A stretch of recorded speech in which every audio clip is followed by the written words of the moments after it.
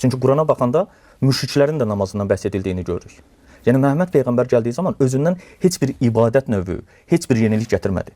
Mövcud olanları islah elədi.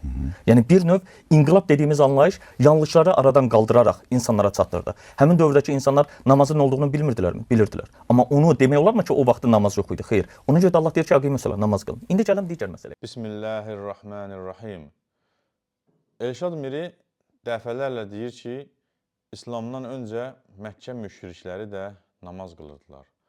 Anlamaq olmur ki, o bu sözü nəyə əsasən deyirdi. Mən isə Uca Allahın nazil etdiyi müqəddəs Quran-ı Kərimə əsasən deyirəm ki, İslamdan öncəki Məkkə müşriklərinin namazı haqda Uca Allah buyurur. وَمَا كَانَ صَلَاتُهُمْ عِنْدَ الْبَيْتِ إِلَّا مُكَاءً وَتَصْدِيًا. Onların evin, yəni Kəbənin yanındakı namazı fit verib əl çalmaqdan başqa bir şey deyildi.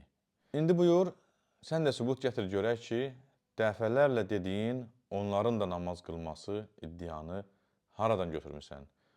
Bəlkə xəbərimiz yoxdur, orada yaşayan Əbu Cəhl ilə yaxın ünsiyyətin olub. Buyur, zəhmət olmasa bu iddiana cavab ver.